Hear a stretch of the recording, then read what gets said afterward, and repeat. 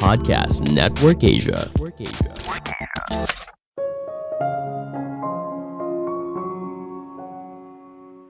Nelson Mandela pernah berkata, seorang pemimpin itu seperti gembala. Dia berada di belakang kawanan, membiarkan yang paling gesit pergi ke depan, di mana yang lainnya mengikuti. Namun mereka semua tidak menyadari kalau selama ini mereka diarahkan dari belakang.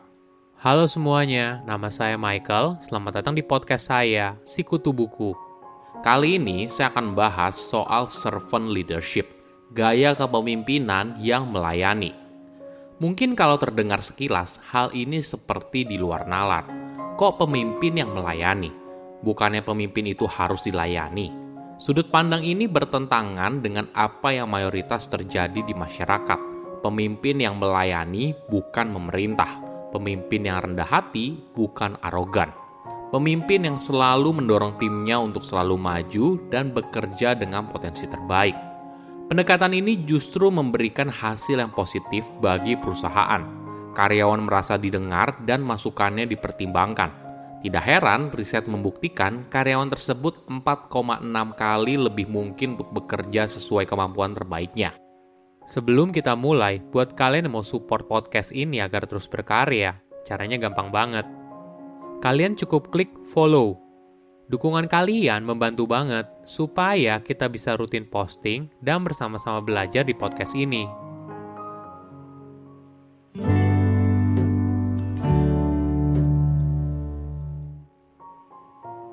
Pemimpin seringkali digambarkan sebagai sosok yang kuat dan berpengaruh.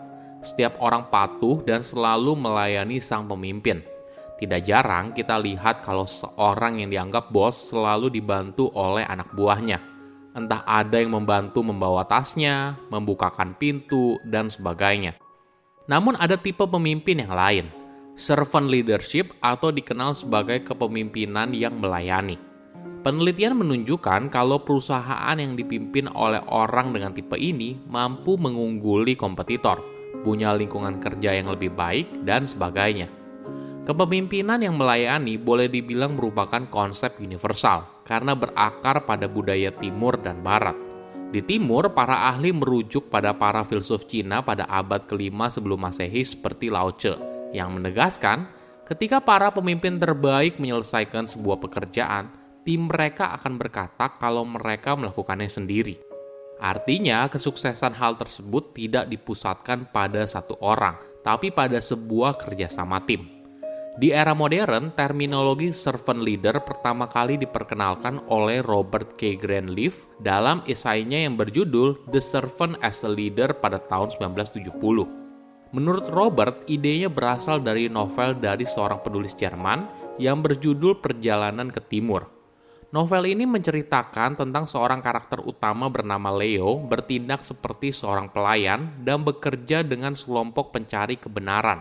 Sampai suatu hari dia menghilang dan semua orang menyadari bahwa tidak ada yang sama tanpa Leo dan dia bukan seorang pelayan tapi seorang pemimpin.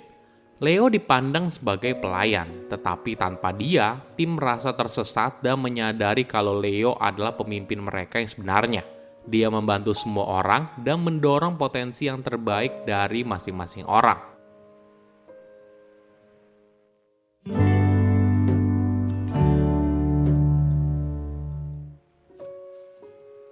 Servant leader seperti asal katanya terdiri dari dua kata, servant dulu baru leader kemudian.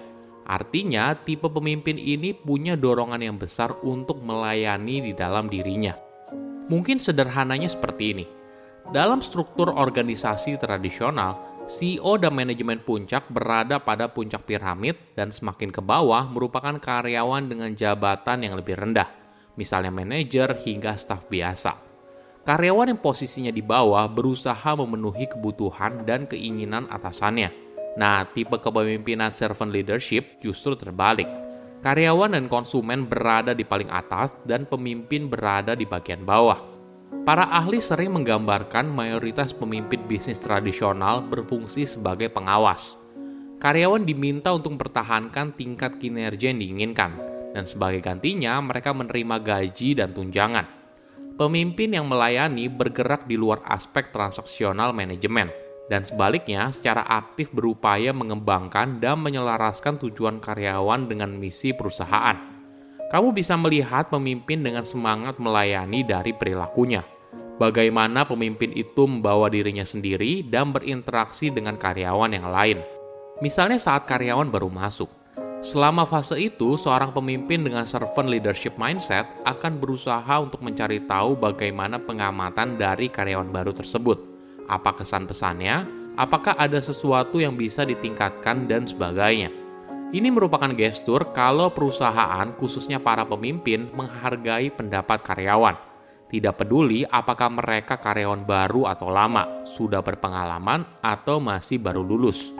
Pemimpin itu juga selalu meluangkan waktu untuk mengembangkan karyawannya, entah melalui sesi one-on-one atau sesi coaching.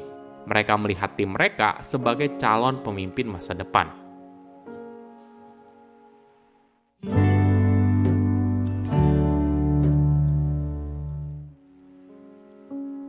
Bagaimana cara menjadi servant leader?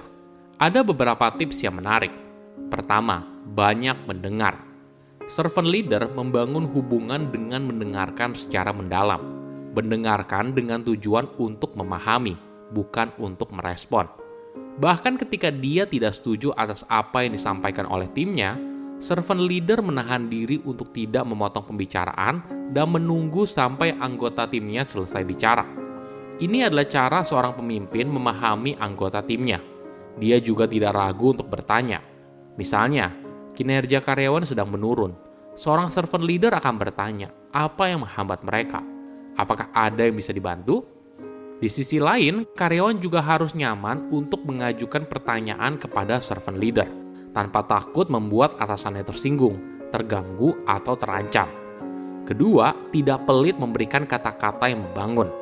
Ini yang membedakan servant leader dengan tipe leader yang lain. Servant leader dikenal sebagai pemimpin yang punya empati yang tinggi.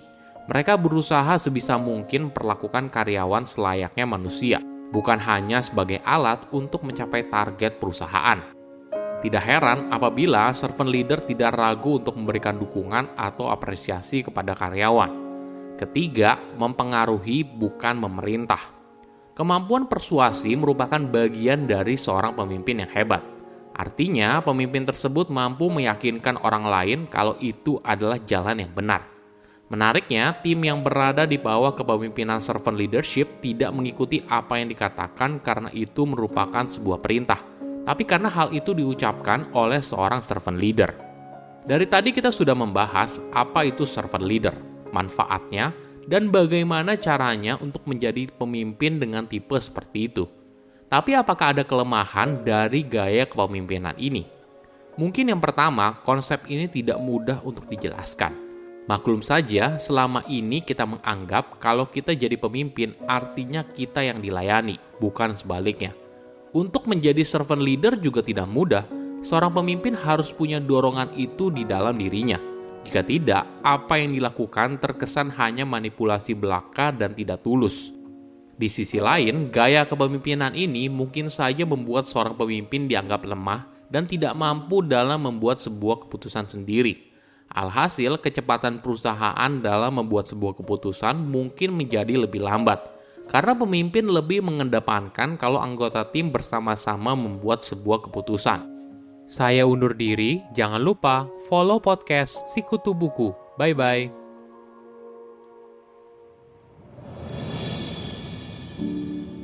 Hai, gimana episode tadi? Semoga bisa menghibur kamu ya. Kalau kamu masih mau dengerin sesuatu yang singkat tentang rahasia hati, perasaan, hingga berbagai pengalaman yang aku atau kamu juga mungkin pernah mengalaminya, kamu bisa dengerin podcastku, NKCTRI, bersama aku Yoga. Sampai ketemu di NKCTRI ya.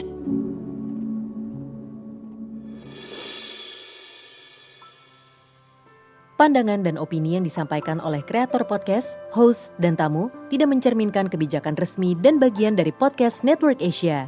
Setiap konten yang disampaikan mereka di dalam podcast adalah opini mereka sendiri dan tidak bermaksud untuk merugikan agama, grup etnik, perkumpulan, organisasi, perusahaan, perorangan, atau siapapun dan apapun.